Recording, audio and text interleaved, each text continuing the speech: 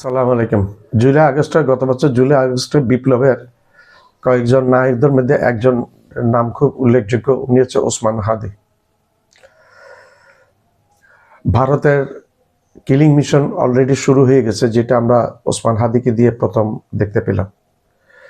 শোনা গেছে ভারত 250-300 কিলিং মিশনের সদস্য বিভিন্ন বর্ডারের বিভিন্ন দিক দিয়ে বাংলাদেশে ঢুকিয়ে দিয়েছে, যার মধ্যে সুব্রত বাহিনীও আছে। তো এগুলি ঢুকিয়ে দিয়েছে, এগুলি কার্যক্রম আমরা দেখতে পাচ্ছি। প্রথমে ওসমান হাদিকে গতকালকে শুক্রবার জুমার নামাজের পরে অ্যাটাক করেছে 2:30টার দিকে, এবং তার অবস্থা এখনো সংকটজনক বলে ডাক্তাররা জানিয়েছে। আল্লাহ তার এই সংকটাপন্ন অবস্থা যেন আল্লাহ মুক্ত করে, যেন আবার স্বাভাবিক জীবনে ফিরে আসতে পারে। কারণ একজন বলিষ্ঠ কণ্ঠস্বর, ভারত বিদ্বেষী না, ভারতের চোখে চোখ রেখে কথা বলে সাহসী বীর ওসমান হাদি। আমরা চাইবো না এরকম একজন দেশপ্রেমিক যেন হারিয়ে যায়। আর ভারতকে বলছি, আপনারা একজন ওসমান হাদিকে বিদায় করতে চাচ্ছেন, হাজার ওসমান হাদি বাংলাদেশে তৈরি হয়ে আছে। আপনাদের মক্কি রানী হাসিনা এখানে 16 বছর রাখিয়েছিলেন, আপনারা নিজেরা জানতেন না এইভাবে মক্কি রানী উচ্ছেদ হয়ে যাবে। আল্লাহর মায়ের দুনিয়ার বাইরে, আল্লাহ যেখানে মায়ের দিয়ে দেয় সেখানে দুনিয়াতে কিছুই করতে পারবেন না। আল্লাহর মায়ের বলে দুনিয়ার বাইরে। তো বাংলাদেশের মানুষ ভারতের বিপক্ষে চলে গেছে, কারণ ভারতের নষ্টামি, ভারতের কুটচাল, ভারতের আমাদের প্রতি দাদাগিরি, ভারতের প্রতিবেশীদের সাথে বড় ভাই সুলভ আচরণ, অধ্যত্বপনা, এগুলি প্রতিবেশীরা ভালোভাবে নেয় নাই। যেমন চীন নেয় নাই, পাকিস্তান নেয় নাই, বাংলাদেশ এখন নিচ্ছে না, নেপাল নিচ্ছে না, শ্রীলঙ্কা নিচ্ছে না, ভুটান নিচ্ছে না, মালদ্বীপ নিচ্ছে না, মায়ানমার নিবে না। ভারত এমনি, ভারত একটি ভয়ের জায়গা আছে, কারণ ভারতের প্রতিবেশীগুলোর সাথে ভারতের কোনো ভালো সম্পর্ক নেই। সব প্রতিবেশী, ভারতের প্রতিবেশীর সাথে ভালো সম্পর্ক তো চীনের। চীন একটি বৃহৎ শক্তি, চীনের দিকে চোখ তুলে তাকানোর সাহস পায় এই নরেন্দ্র মোদী, ওকে যতই বড় বড় কথা বলুক। তো এই ওসমান হাদিকে যে গুলি করেছে তার সন্ধান পাওয়া গেছে। জুলকারনাইন, আল জাজিরা জুলকারনাইন স্বামী উল্লেখ করেছে তার নাম এবং তার এবং সে খুব ঘনিষ্ঠ ছিল জাহাঙ্গীর কবির নানক এবং সাবেক স্বরাষ্ট্রমন্ত্রী কসাই কামালের সাথে। এখন এই ঘটনাগুলো এখন ঘটতে যাচ্ছে আওয়ামী লীগের দোসর এবং ভারতের সহায়তায় এই মিশনগুলা নামিয়ে দিয়েছে, এবং শোনা যাচ্ছে এই মিশনে তারা নামিয়েছে যেন আগামী নির্বাচন হতে না পারে, নির্বাচন বানচাল হয়, নির্বাচন যেন হতে না পারে ঠিকভাবে। কারণ নির্বাচন হলে এখানে আওয়ামী লীগের আর কোনো অস্তিত্ব, এখন তো একটু নাম আছে কিন্তু সেই নামটা আর থাকবে না। কারণ যে সরকার আসবে, বিএনপি হয়তো ক্ষমতায় আসতে পারবে, আর নাহলে জামাত ক্ষমতায় আসবে। যে দলে আসুক তারা তো আর আওয়ামী লীগ না। আর যে দলে ক্ষমতায় আসুক তারা যদি ভারতের দালালি করে, তাদের জন্য হাসিনার পরিণতি অপেক্ষা করবে ভবিষ্যতে।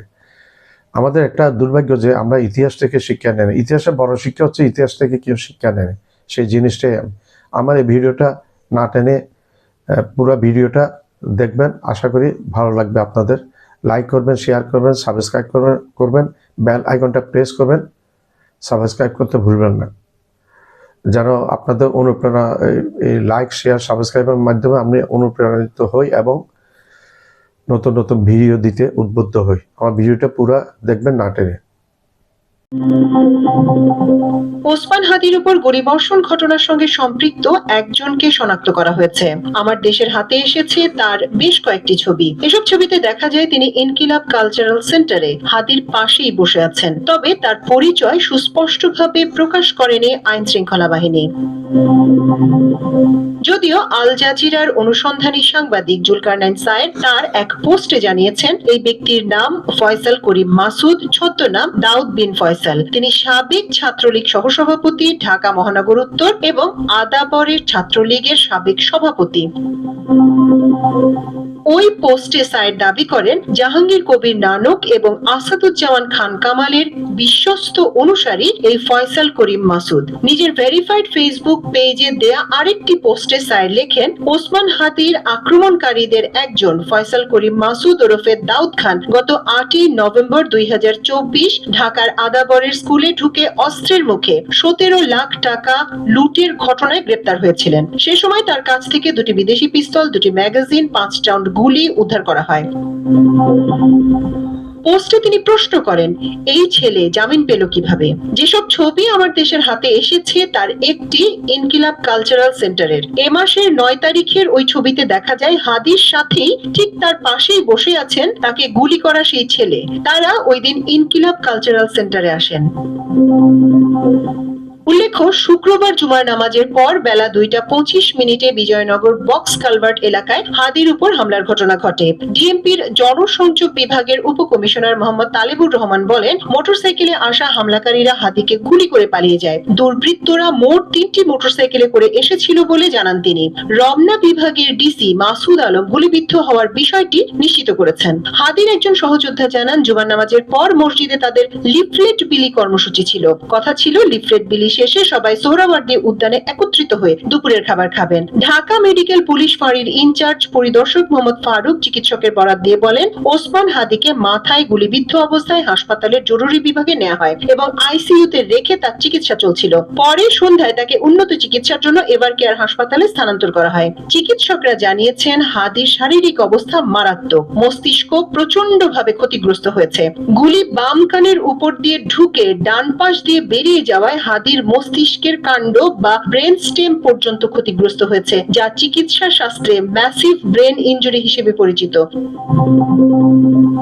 তার মতে আগামী 72 ঘন্টা অত্যন্ত ঝুঁকিপূর্ণ, আর এই অবস্থায় কোনো ধরনের নতুন ইন্টারভেনশন করা হবে না।